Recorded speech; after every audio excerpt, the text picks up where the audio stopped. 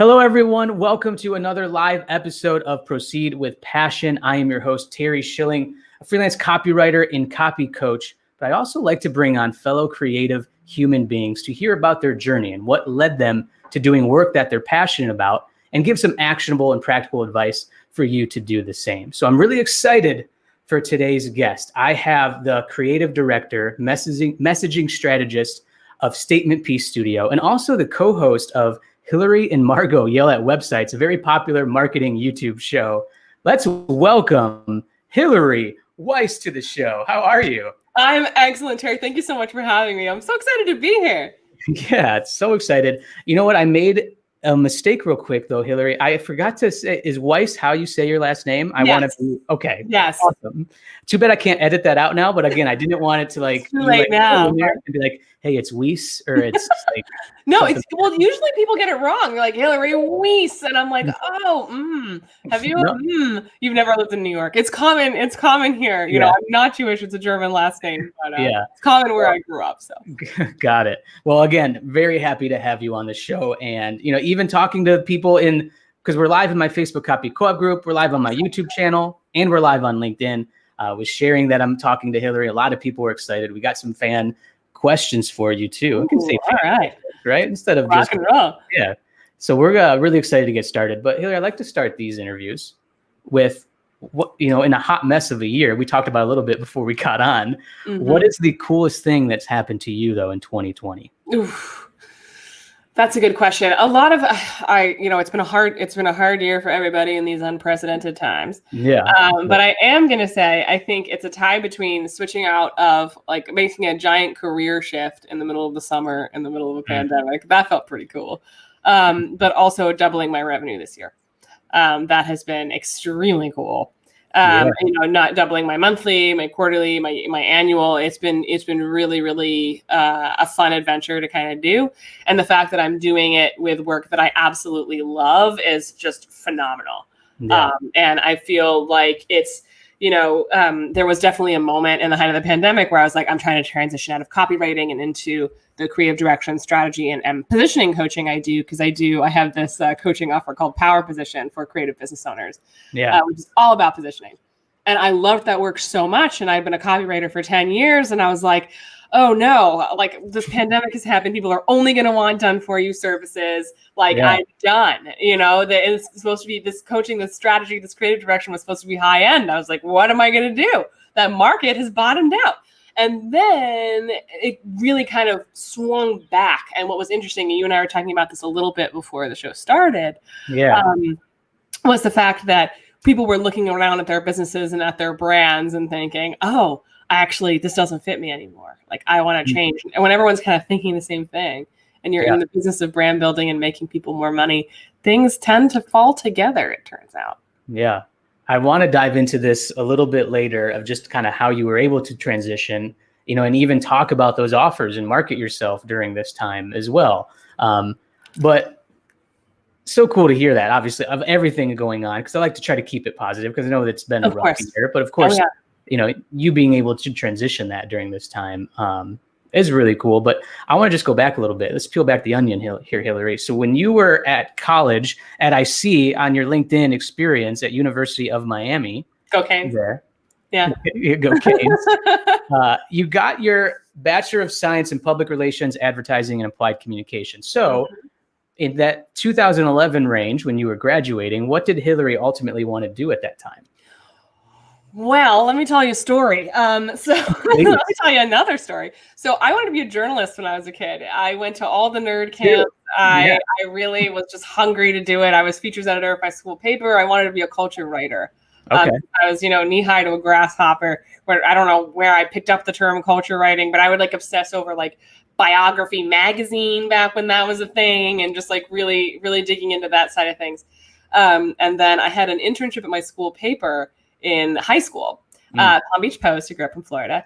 And my boss pulled me into his office one day. I was an intern. So I was writing obituaries and birth announcements, but I was like, my name is in print. This is the coolest thing I've ever seen. And my boss pulled me into his office and he was like, so what are you going to major in when you go to school? And I was like, I'm going to go to University of Miami and major in journalism. And he was like, okay, maybe don't. Man, Hillary, your voice I know it's really changed. Dramatically changed since high school. In college. I don't know why I did that voice. But what was super interesting was, anyway, he brought me into his office. He was like, "What are you doing?" I was like, "Journalism." He's like, "Okay, maybe don't, because paper print is dying. Magazine industry, these industries are struggling to stay afloat. So what I suggest is that you go into public relations. You'll still be able to write, but marketing and PR is where the money is." And I was like, "You got it, guy. Yeah. I trust you. I believe you, because you are, high up in this newspaper world." Right. And a great boss. So I majored in public relations. The unfortunate thing about majoring in public relations at the time was that I discovered I didn't actually enjoy public relations that much. And I really tried. I always had at least 2 internships going. I was doing side gigs, making media kits. I was really trying to hustle and figure out kind of where I fit in. But at the end of the day, I don't know how familiar you are with public relations, or if that's a piece of your background. But one of the biggest roles of a public relations community, or of a public relations, firm, is to send out promotions and press releases. And press releases are supposed to be the driest, most boring, factual things that you can possibly put together so that the journalists can put their own spin on them. Right. I had no interest in doing that. Because so many of these internships that I was doing at the time, all free, by the way, because it was 2007 to 2011 and the crazy time. It was, right? Yeah. That was very big.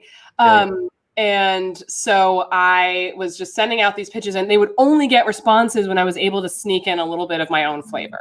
And I was like, this makes no sense. What are we doing? But I was like, maybe there's a job in media for me. I've got to figure out where I fit in. And so ultimately I decided to, I got a job after graduation, and I worked for free for the first 3 months for the privilege of being paid $8 an hour at a luxury lifestyle and travel PR firm, which was, it was a good education. But at the same time, I had been introduced to the world of copywriting around then. I thought, when I graduated, I thought I was going to be Samantha from Sex and the City. I would find a way to just be awesome and rich and get to know celebrities. But again, I would try and try and try, and I just never figured out where I fit in. I never was a super great intern as a or employee, as it turned out. So I picked up the copywriting. I got introduced to copywriting through a woman called Alexandra Franzen, the woman who would be my business partner for a couple of years, Cassie, who's a designer, introduced me to. And I landed on Alexandra Franzen's site, and I remember thinking, oh my God. Like, what is this? And she was a copywriter. I didn't know what copywriting was. I never heard of it. I was like, this is fun. And it looks like she's having a really great time. And there's a lot of color. And the writing is so creative. Like, what is this strange world? So I ended up reaching out to her on Twitter. And I was like, hey, do you need a minion to do your bidding? Because I'm a new grad. I hate public relations. Help me. And I ended up transcribing her strategy sessions. Okay. So I went from thinking I was going to be Samantha to thinking I was going to be Alexandra Franzen. And I wasn't too far off, because I got in the door there. And it was so interesting that she was able to have such an interesting career, be self-employed, be a personal brand, and show up for herself as well, because I loved that creative challenge. So I kind of got in through the side door there, and the rest is kind of history. Yeah. Wow. Great story. Yeah, I was journalism too, and I was just assuming that I would make it to ESPN one day. Yep. I was like a big sports guy. Like all the guys, trust me. It's like when I went the walk at school I went to at Ball State University, where David Letterman went. So it's like kind of like one big thing that we hold our hats on, and they're just like, oh yeah, we had so and so be a producer at ESPN and trying to figure it out. But I graduated in 2008, where like times were really hard, and like you said, like these really low paying jobs, like entry level jobs in Baton Rouge or like in Jefferson City, Missouri, or something like that, right? Where I just couldn't do it. And then slowly got into marketing. Yeah, I mean, like I feel like in college they don't necessarily talk about what copywriting is. I feel like it's all just writing, or like or like it's advertising, but like you just don't hear about it. I thought copywriting RIGHT, and my family's still a little confused about that, to be totally honest with you. But hang on, we're freezing. Okay, we're good here. Good. But I think that it was really that I thought I was going to be one thing. I thought I was going to write for People magazine, and I thought I was going to like Cosmo, because I was always a writer. But it really was that time period. It was like 2008 through like 2012 when things were just really tough for new grads because of the recession. And so I lasted about 6 months of the job I had at an agency after graduation, lasted about 6 months, and I got fired because my boss figured out that public relations was not my passion. And then I kind of he fired you for that. What is that? Yeah, what is that? Yeah, she did. Well, she was really polite about it because it was very obvious that I wasn't very engaged. Because I would be like in my desk chair, I would finish my work for the day, and then I'd work on my blog and I'd work on like my client copywriting projects because that was way more interesting. and I had my other boss is sitting right behind me, so she could see what I was doing. So when my boss fired me, well, they lost a big account, and that was their reason. But her question, she took me out for ice cream, and she was like, "What do you love about public relations?" And I was like, well, hypothetically, like I would enjoy designing. Like that would be fun. But so that's where we landed, and I'm so glad I did. Yeah, absolutely. And then you shifted to being a freelance copywriter, from what I see, in 2015, and that's kind of led you to, or earlier. I went solo. Yeah, so I had a business partner for a few years. Youngblood Sorcery was our name. I think that's off my LinkedIn now, just because it was confusing people. It's still there. Youngblood Sorcery. It says it's a copywriter, content sorceress, right there. Yes, sir. I think so I partnered up with the designer, Cassie Oswald, who's super talented, dear friend, college friend of mine, still a very dear friend of mine. She's now an art therapist, which is great and exactly where she belongs. But awesome. We were like, so we're 21 years old, 21 and 22. How do we get people to take us seriously? Well, what if we did everything in-house? So we paired up. And then I went solo, I think, in 2014 or 2015. Nice. Awesome. Real quick, got some more questions for you. But to everybody just tuning in, and if you're watching the replay here, welcome. I got Hillary Weiss here from Statement Piece Studio. Got some, look at this. Liz Johnson, the virtual assistant, love the disco ball earrings. They are fantastic. Another Facebook user, if you're still watching, let us know your name, but there's some canes over here. Sorry. Sorry, that's a rare cane if I've ever seen one. Our football team's still bad as far as I know, but the cheers are amazing. Oh man, I bet that was a good time to be, like, especially those like early mid 2000s when you were there, even late 2000s. The Miami team was still pretty good then, right? No, they weren't at that point. No, well, the reign was over of like they were just starting to be super bad. I remember we had the last game at the Orange Bowl, and it was us versus FIU, and we got swept. It was like 35 to 30, like 7 to some ridiculous 0, and we were all just like, we should go. Oh man, were you there when one of the big fights went out with the team? I wish. No, that was the year before. The year before. Okay. I wasn't a football fan then. I am now. I'm not so much a college football fan as an NFL fan, and I'm now a Buffalo Bills fan. So I just traded out. Yeah, you see that on Twitter every Sunday when I'm complaining about the Bears. I see you, which like has to be refreshing, being very happy about Josh Allen and the Buffalo Bills. Josh Allen is my dad. He's everybody's dad in that game we were not expecting. I don't want to get too into football, but we were not expecting that result against the Seahawks that last week. That's for sure. Oh, I bet. Oh man. Well, always fun to talk some sports here, just to go off topic a little bit, Hillary. But I'm curious, in your journey, even when you were, with the Youngblood, was it Youngblood Sorcery? Is that what you called yourselves? Mm-hmm.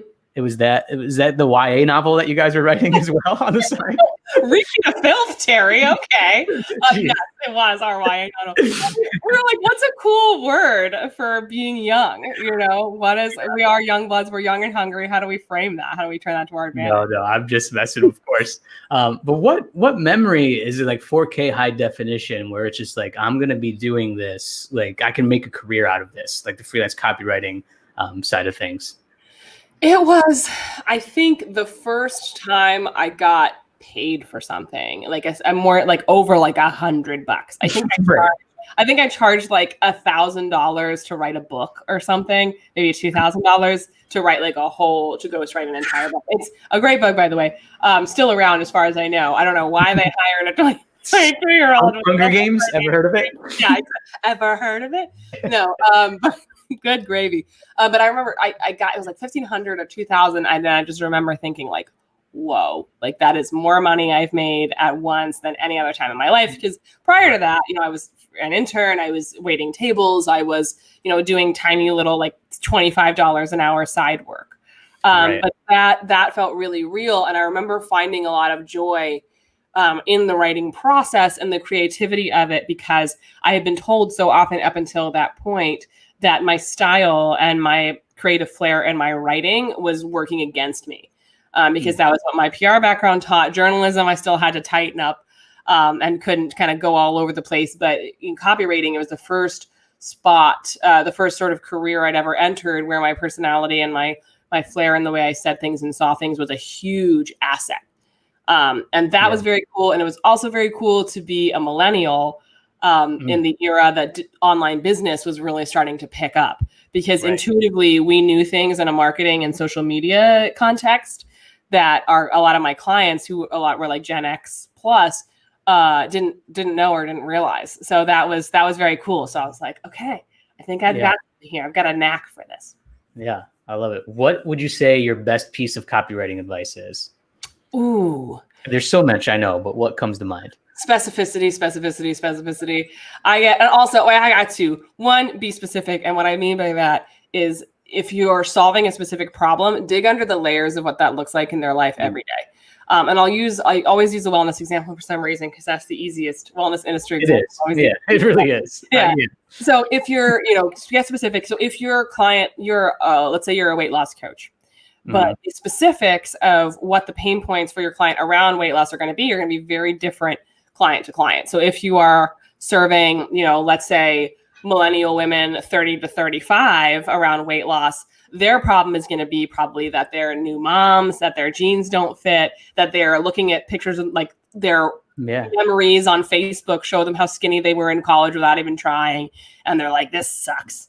Whereas if you're serving, weight loss for older women, let's say in the boomer category, their hormones are changing. They don't feel so good. They probably yo-yo dieting for a lot of their lives. They probably tried Atkins, they tried paleo. So that's all going to look different. So thinking about that nitty gritty specificity is one. And two, this goes for all the newbies watching. Bonus tip. I love Bonus tip. Do not make your leading value proposition the fact that your client doesn't like writing copy for themselves and you do. I find that a lot of copywriters are like, are you too busy to write your own copy? Like, would you rather throw up than face a blank Google Doc? Like, hire me. And that's what that does, is it brings in the lowest common denominator of clients. And it doesn't speak ultimately to what copywriting is supposed to do, which is increase sales, bring in more leads, speak specifically to your target client so they see themselves. All of those things are what you should be talking about, but a lot of newbies default to that. Like, copywriting sucks for you, but not for me. Yeah, that's interesting. I feel like I've even probably somewhat recently have used some type of that messaging, because it's like you get stuck with like save time instead of money aspect of it as well. But you're just saying, just go right in for like, what can copywriting do for their business, not just besides saving, tons of time from you doing it yourself. Yeah. And it's a lot of, I find we do a lot of explaining and educating when we don't really need to, because people are hiring a copywriter because they know that they don't have the time and they want to hand it off. So they want to hand it to the most capable person in the room. And you can speak to that. Of course, you can say like, well, let me take it off your hands. But I think there's always a next level where let me take it off your hands and then make it so much better because I have the backgrounds and skills to do so. That's way more exciting of a value proposition than, do you hate this? I don't. Yeah, I got you. Interesting. Very interesting. And so that kind of goes into then of you leading into the Statement Piece Studio and helping people with their positioning and brand messaging, and really coming up with their unique value proposition, I imagine. But what led to this transition for you? So I think I got into, I'm like, where do I even how much time we got? Let me tell you a story. So there was a couple things that happened. And I think this happens to a lot of copywriters. I'm sure it's going on with you as well, where copywriting is a really specific corner of the industry, where you have kind of, I used to call it being in the engine room of these giant ships. You are, with these clients, and you are doing in your copy work, you have to know everything about the business, from the value prop to the nature of the offer to the client experience, also to the overall strategy that's being used that you're plugging into. So you really have this whole X-ray vision for all of the strategy that's going on, and you pick up a lot doing that. So I find for that reason, a lot of copywriters end up doing a lot of strategy without charging for it by accident. And that was because when you're on a strategy call with a client, when you're supposed to be talking about, target market, benefits and results, pain points, they're actually like, well, this part isn't quite complete yet of the program.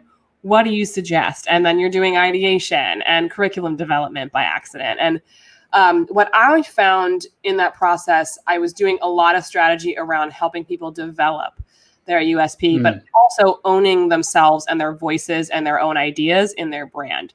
Another, I'm gonna kill y'all with stories. Another story I love to tell, which really sent up the sort of green light for me, and this was years ago. I want to say like 2013, 2014. Okay. I had a client who was a wellness coach. And I remember she sent me in an inquiry, and she was like, I need a copywriter with flair. I think that's you. I know you're really good, blah, blah, blah, blah. And I was like, all right, sweet. Let me take a look. And I went to her website, and it was like the most standard issue wellness coach site you can possibly imagine. It was like her standing with the green juice. Her running down the beach for reasons unknown. Sitting on her couch barefoot, like laughing at nothing over here. And then a cafe, and I was like, all right, this is fine. Green, the greens, the tans, the pinks, the very feminine. And I got on the call with her, and it could not have been more different. And we got on the call, and she was like, what the heck is up? Except she didn't say heck.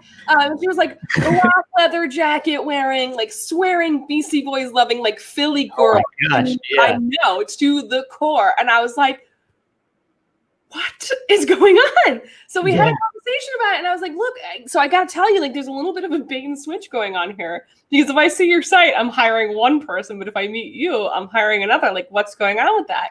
Yeah. She told me, I'm worried people aren't going to take me seriously if I swear and I say what I really, and I am myself, and I say what I really want to say, which is, I want to tell you to burn the effing diet books to the ground. We're going to tear this industry apart from the inside out. You don't need another diet, blah, blah, blah, blah. And I was like, well, all of that's going on your website. And so she had some initial resistance, of course, because there's a lot of anxiety in showing up as yourself. There's a lot of vulnerability around that. But your personality, your point of view, and I teach this in the statement piece framework and with all my clients, your perspective, your point of view, your personality is one of those powerful currencies that you have, because it makes you you, and it makes the experience of you beautiful and bankable, and being able to hone in on that is an incredibly powerful thing to do. And so I found I was doing that generally for a lot of my clients through the copywriting process. There was a lot of brand strategy that was being baked in, a lot of revealing themselves to themselves. And it was a very joyful process. You know, a lot of people joke that copywriting strategy sessions are often like therapy sessions, because you get to sit down and talk about you for an hour straight. But I found I was getting so much joy and satisfaction out of that, and just watching people run with what we created and watching their businesses blossom when they took ownership of who they were, really created, really kind of shone a light for me on the fact that I was supposed to be doing something a little different than just copywriting, and that there was bigger work for me to do, and that I should have been charging for my strategy all along. So don't be it's such a cool, story, and just moment too for a lot of copywriters, and really I feel like freelancers in general. It's just like, am I just going to be writing copy for clients forever? It's like, what's the medium? Some people like doing that. Yeah. And it's like, what's next? How can I monetize my brand? And will that be doing courses? Will that be doing coaching, or like if you're a consultant, and obviously you are having success transition to that right now. And it's even something that like, I'm getting hired to do like some workshops for copywriting and doing presentations. And then, even doing things of like working with these bigger companies, almost like a copy coach, or like I review emails for them and I break them down, almost tear down. And that's just so much easier. And I just find if I see something and then have to like get on a like freaking live video with them to go over it, I sound so much more confident. Like things just come to mind right away instead of me just sitting on it or like, oh, look, here's Twitter sitting down on my computer. Oh my God, I know things. Like, how did I get there? Yep. Yeah. No, absolutely. We got Brittany Crosston joining. Hello, better late than never. It's all right, Brittany. Hello. Oh, that's a Pinot Grigio in that avatar I've ever seen. Yes. Yeah. Put all of that on the site that you were talking about. I love it. I want to know too, as you're even going this now, Hillary, and even just before, what is the biggest case of imposter syndrome that you've ever had? I need like dramatic music of just like Done. The narrator. The narrator. Yeah. Hillary is distraught and holding back tears from a painful memory. Well, I always like this question because like it's so real and it's just like, I mean, I know there's probably a lot of moments, but I guess just what moment comes to mind even recently? We're just like, why am I doing this? Like, why do people pay me for this? Yeah, it's like, oh God, okay. I think this is, gosh, I'm like, which example do I pull from? I think recently, I mean, it's the whole imposter syndrome about making the transition. I'll tell you this. So I was retiring from copywriting. I've been in the industry about 10 years. I'm a fairly visible face. A lot of people know me for copywriting. I've like talked to a lot of newbies and been in touch with a lot of copywriters sort of throughout the length of their career and given out a lot of advice and solved a lot of problems in public, as the saying goes. And so I was retiring and I was like, let me make it an event. Like this is the era of Zoom parties. So what if I threw on like no pitch, not a webinar, but let me just like get on Zoom with my audience and the people that I love. And I brought on like some special guests for people who like were very influential to me. My mentor, Sarah Ashman, my co-host, Margot Aaron, my wellness, one of my spiritual coaches, Elaine Williams. Nice. And we all just like had a really good time. I put everyone in breakout rooms and we played games. And for the VIPs, I sent them like cookie boxes and all this stuff. So I was like, I'm going to have like a party on Zoom. Yeah, I love it. People ended up loving it. But awesome. I remember the day of, we had sent out all the boxes. The invitations were out. The people were signed up. And it hit me like a freight train. I was like, what the hell am I doing? Oh my God. Like I'm about to not just quit my main source of income for the last 10 years and the thing I'm known for best, but I'm also about to have a party. And I realized I'm going to have to get on Zoom and just talk for 45 minutes straight, like mostly by myself. Like, is anyone going to show up? It was really that feeling when you have like an in-person party. I don't know if you remember those. It was a long time ago, you know, in the before era, about 3,000 marches ago. Yeah, for sure.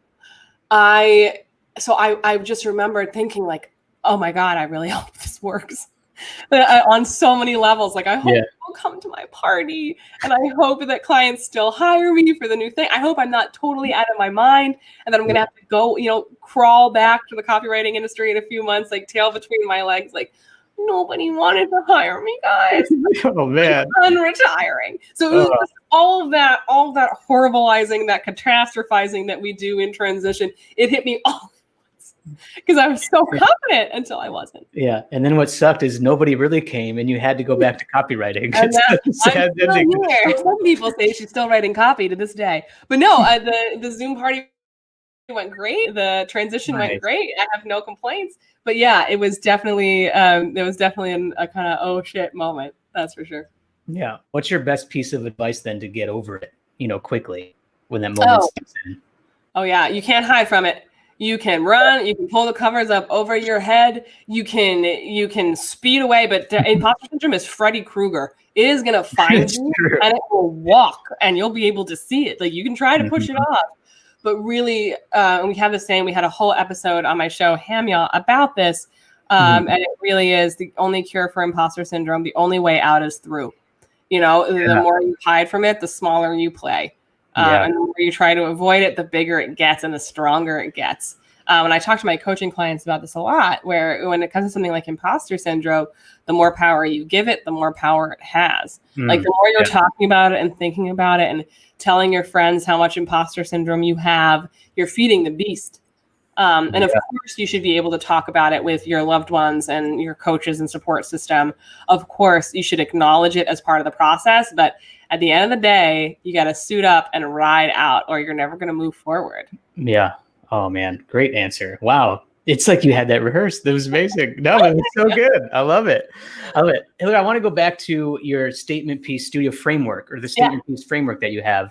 I'm curious, when you work with clients, or even talk about that framework a little bit, what's one of the keys really getting started with creating your brand statement piece? Yes. So the statement piece framework, the SPF, never leave home without it, essential. It's like your sunscreen. So the reason why I created the SPF was because I had kind of made a name for myself in the industry by writing blog posts and articles about sort of less talked about topics in the space. So, whereas the conventional wisdom for what to talk about as a copywriter is like 7 steps to optimize your sales page. And poured out of my gourd, I didn't want to write those things. I was like, so I didn't blog for 4 years or so. It wasn't until I started writing about things that really mattered and that I really wanted to write about, which was beyond, traditional copywriting, and was way more the experience of creativity, the experience of entrepreneurship. What did all that look like? And I think the first piece I ever wrote in that vein was, and it's still up, you can find it. It's Notes from an Unremarkable Child, How Painful Averageness Equipped Me with a Life Philosophy. Because when I was a kid, I was never really good at anything. Like, I was good at writing, like the one thing. Couldn't really do sports, can never do math, science, meh. Like, I wanted to be in the spotlight because I love attention, but I was not really a good actor or a great dancer. So I just I got sort of to college, and I got into the freelance field, and I was like, I'm just gonna learn how to work really hard and to get stuff done and make stuff for people. And I'm just gonna hit the gas on that. And so I wrote that post and I shared it, and it did better than any of my posts ever had. I was getting emails, texts, DMs. It really lit up, and I was like, oh, holy smokes, I'm onto something. And so I continued writing in that vein, and I was like, what's something? And it was when you're writing about stuff that you're passionate about, stuff that's tied into not just, your line of work, but your personal philosophy and your point of view. It really does tend to change things because you're excited to write. You can create much faster. You're actually interested in what you're doing. You're more likely to show up. So I was doing that, and I really built a name for myself. My pieces have been viewed tens of thousands of times, which is such an honor and very great, especially somebody kind of off the beaten path.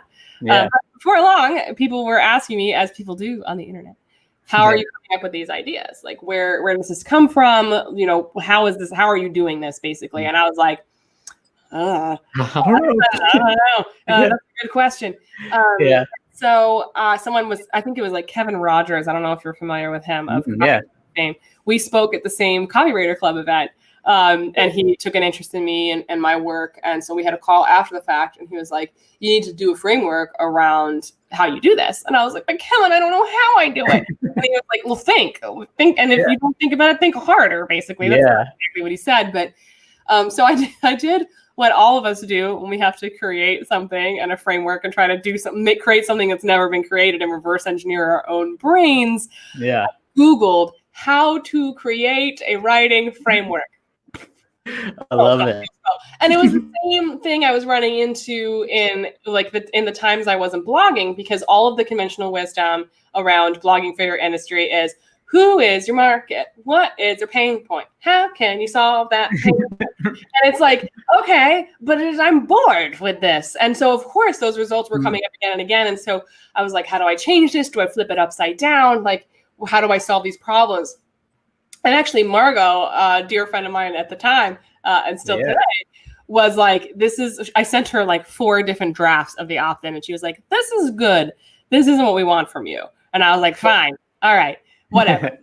So I threw it all in the garbage. And then probably like 3 a.m. one night, I finally realized, I was like, well, I need to dig out where I get inspiration.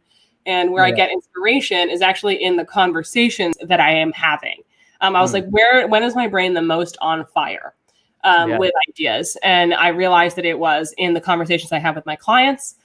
So, what's something, and I always talk about it in terms of, there's always 2 ways you look at something. You're either an advocate or you're anti.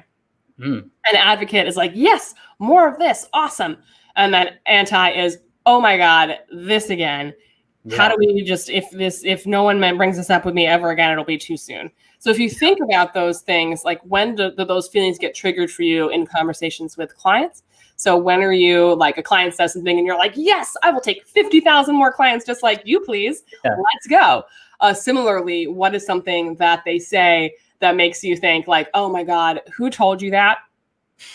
They're no longer your friend. I'm vetoing that. Right. You know, this is all right. I understand why you might have taken this advice to heart, but let me tell you, in the real world, it doesn't really work like that. Similarly, the second, I call them the statement piece scenarios. So there's conversations with your clients, and then we have conversations with your colleagues. Like, let's say back pre-COVID, you're out to dinner with a business bestie, and you guys are like a couple whiskeys deep, and you're just talking about the industry. What's something both of you are like, oh my God, have you seen this? This is so cool. I'm so excited about this new trend or discovery or program or person. This is awesome. Yeah. To geek out. And then similarly, what are both of you like, oh my God, did you see this? I can't believe it. What are people thinking? You know, what are those sort of areas, and what's that triggering for you? What does that bring up for you? And then the third scenario is conversations with yourself. So particularly as freelancers, I mean, I've been working from home for 10 years. So when my husband had to move his office into the living room because his office, like a go-to office closed, I was very much like, oh, well, now I have someone to talk to. Whoops. But normally it was just me all day. So I was having conversations in my head. So the third scenario is the conversations you have with yourself. We are what we think about all day, right? Yeah. So I think that really forcing you to notice your own ideas and your own minds and the conversations you're having with yourself again and again. What are you constantly talking to yourself about because you're frustrated? What's something that you're like, I'm so excited about this. I want to explore this more. What are those conversations? And there's so much material there because it's very well thought out typically because you've been marinating on it for so long. But what lives there? What lives in that space? And what needs to be brought to the light? Yeah. Wow. Awesome. Yeah. Because sometimes it's just like, even it just takes like hearing that like from somebody else of just like how to like uncover that is what you need. Because it's hard to like hold yourself accountable to that and just be like, okay, sit down and be like, all right, what kind of statements am I, or what kind of conversations am I having with so-and-so? It's like, you just kind of need that direction sometimes. And look at that, you created the framework for it. I think too, a lot of online business owners give a lot of their power away when it comes to their own inspiration, because we're taught to look outside of ourselves for everything.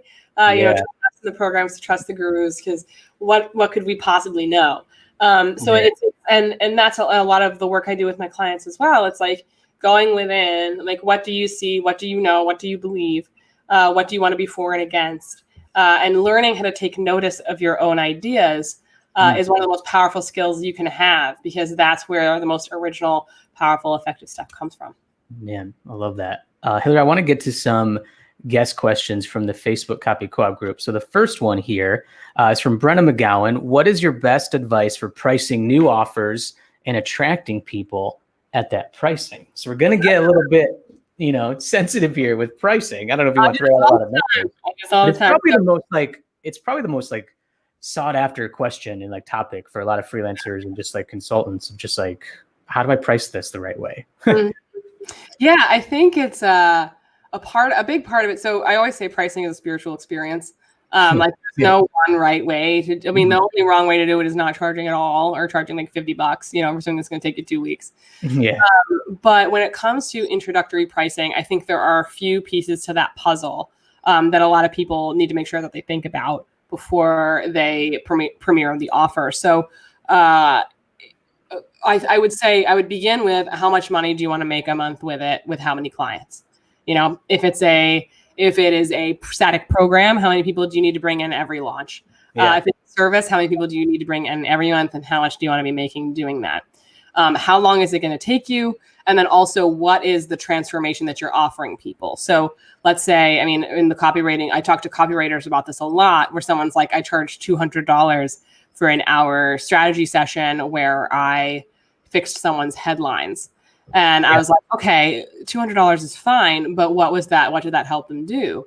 And if the answer is, it increased conversions by, 5%, and it brought in $10K in revenue, that's a sign you should be charging more for what you're doing. But what's also really essential is that if, let's say, you're doing a 90-minute consult for $1,500, right? You need to make sure that when you have the conversation on the sales page and with the client, if you're doing a sales call for that, that you can really stand in the value of what you're doing. Okay. So the pricing is going to require you, especially if it's for new clients, like, well, I'm beta testing this offer, it's this amount, and we're going to help you do this, this, and this. You need to make sure that it's solving a really key problem. So that there is demand, obviously, and you need to be really clear about what it does and what it doesn't do. But when you talk about what it does, you need to talk about like the results and the possibilities it opens up for the client, because that is really effective in kind of turning the key in the client brain to unlocking that. Okay, well, I'm going to invest $1,500 now to make $10K. Right. So I think that is something that a lot of people forget about, because it feels like pricing can exist kind of in a vacuum, because we're like, oh no, like that's a number. I'm a words person. But I usually find that, so it's those, how much do you want to make a month? How much do you want to make either a month or per launch? How much effort does it require of you? And less time does not always mean less money. In fact, quite the opposite. I find that it's about what you can help someone create and the changes that you can make. What do those do for the client? How much are they willing to pay to solve that problem? And that's where we go into pricing by value. And then sometimes people are a little nervous about charging a certain amount, like they know how much they want to charge for it eventually. But they want to start with a beta rate and kind of work their way up. So I recommend starting, if you want to do a $1,500 offer, it's okay to start at maybe 40 to 50% less at the maximum. So if it's $100 for an hour, $750 for the first few clients, and bring it home that way. It helps. I did $350 for my first hour consults where there was no deliverables, just the recording. I still do it that way. And now I charge $2,000 plus. So it is possible to climb that ladder.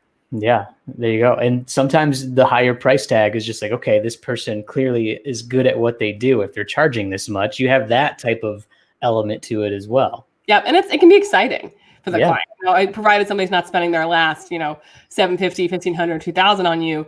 It can be kind of feel like going up the roller coaster where you're like, Yeah, you're right. It's all in this vacuum because it's just such a learning experience. It's like I've done things where it's like, okay, I'll charge you this much for these like 2 sessions and to review a couple emails. It's like, thanks, Terry. That's more than fair. I'm like, well, shit. Like, let me get never what you want to hear. Yeah, I know.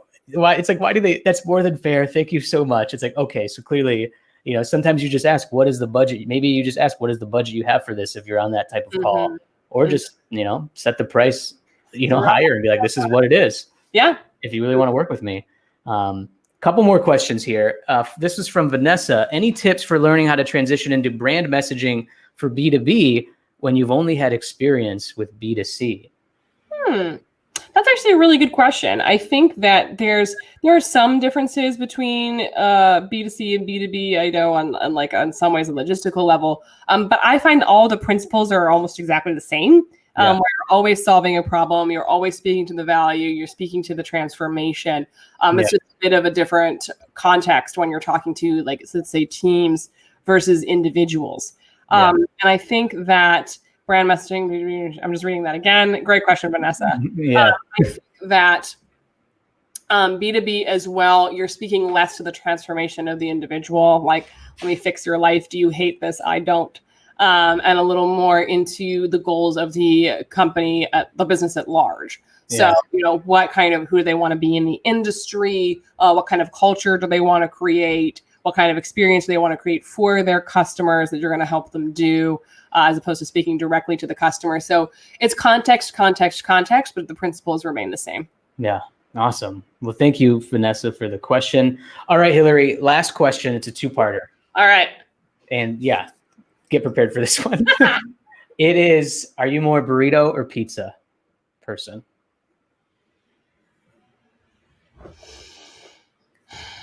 I asked the tough ones on Proceed with Passion Live. Pizza, because I'm a New Yorker. I live in Brooklyn. All right. I ask you this, Hillary, because if you had to build a success pizza, what are the 3 key ingredients to that success pizza? Ground beef, olives, and mushrooms. No, I think oh God, what success pizza? I would say, first of all, self-confidence. Gotta have it. You gotta have that. And no, you know what? I'm gonna switch that out. I'm gonna say resilience. Oh, okay. So the ingredient number 1 is resilience. I think that you have to be willing to take hits in order to grow. It's part of the job. You're not going to be able to avoid it. And there's that saying, like, your goal should never be to slide into your grave, like to go to your grave perfectly preserved and never having been embarrassed, to slide in sideways, like with the dirt flying out from behind you, screaming, "Holy crap, what a ride!" Business, same story. Yeah. So resilience, I would say, joy, really big one. If you don't love what you're doing for who you're doing it for, you're in the wrong business. Yeah. Especially as entrepreneurs, when we have total control over that. Yeah. I would challenge you to pursue the things that bring you energy as opposed to taking it away. And that's not always a perfect science. And you may not be able to wake up and do that tomorrow. But I think as business owners, we're so focused on what brings in revenue that we forget to think about what sparks joy. And there's actually a lot of crossover usually between the two. You learn how to study what makes you happy, and dig your heels into to what you really enjoy. And then the third one, I would say, is I think it's this is a lot of words, but the willingness to take the small steps that create the momentum. We forget because we're like, well, if I don't like stick the landing perfectly, and if I have this offer out tomorrow and it doesn't sell out, like it's not worth doing. I'm just going to stay exactly where I am. I think I did this with the first program I ever created. Was called the Word Shops, which is a great name. R.I.P. Copywriting. R.I.P. Word Shops. Yeah, it took. Bless up. The content took me like 3 years to build. It was like over 100 pages. It's a lot. I spent $10,000 to produce it. Yeah. It was a friggin' fire hose. And so, but I was like, this is it. Like I'm putting all this money and investment into this course. This is the first course I've ever done because I know this is going to work, and then I can keep building on this. And guess what happened? 18 months later, I retired it because I was like, I never want to look at this beast. Oh man. Out of my life. And it wasn't that it didn't sell. It wasn't that it didn't work, but it was totally overwrought. It was too much. And so everything I've built since then has been, not only simplified, but I take it in what my coach calls turtle steps. If I'm selling something new, I will sell it out of a Google Doc and Loom videos initially before I put a sales page to it, just to test it out. I will, when I'm creating courses, I create many more like smaller type content programs that solve a singular problem, as opposed to creating these giant magnum opuses that are supposed to, my passive income, quote unquote. Right. And my blog strategy back in the day was once a month. Like that was my content strategy. And now it's like post on Instagram 2 to 3 times a week and do Instagram stories like as many days a week as you can. But it's really about those, it's less about the big stuff that everyone sees and there's a lot of fanfare, and a lot more about what you're doing every day to make the progress and to be consistent and to learn. Yeah. Oh man, that was the most extensive success pizza, but but I mean that in a very, very good way. That sounds delicious, and I love how your explanation of it all. The joy part, obviously, take the hits and resiliency, and then being even brave enough to take those small steps and just be consistent with it. The turtle steps reference. Yeah, that's perfect. It's very relatable. Thank you. Oh man. Well, Hillary, that's it. That's all I got for you today with Proceed with Passion. Thank you so much. This was really fun to finally speak with you face to face, if you will, the 2020 face to face. But so happy to have you as a guest. And before I let you go, please, if people aren't already aware of where they can find you, let them know now where they can find you across the internet. Oh, perfect. This is the time to use my radio voice. But first, also, Barry, thank you so much for having me. Yeah, pleasure. Conversation. Fantastic questions. Thanks for letting me ramble and tell all my incredibly winding stories. I love it. It's all good. For the folks at home, you can find me at HillaryWeiss.com. That's HillaryWeiss.com. And if you sign up through the pop-up on my website, you can grab the statement piece framework. You can also find me on Instagram at HC, that's C as in crab, Weiss, ISS, on Instagram and also on Twitter. And you can find me on Facebook under Hillary Weiss Presswood. Well, that's my name on all platforms, but that's my married name. Come say hello. Shoot me a DM on Instagram. Come say hi on Facebook. Go ahead and ping me on Twitter. I would love to meet you all, chat with you, find out one thing. If you want to shoot me a DM, tell me one thing that you enjoyed about today's conversation, one aha for you. I'd love to hear it. So don't be shy. Come say hey, and I'd love to see you there. Yeah, awesome. Yeah, thank you so much. And anybody watching the replay too, leave your questions and comments. We'll engage with you too afterwards as well. But Hillary, thank you again so much. To everyone who was watching and then watches the replay, thank you so much for joining us on Proceed with Passion Live. We will see you on the next episode. Cheers. Bye, guys.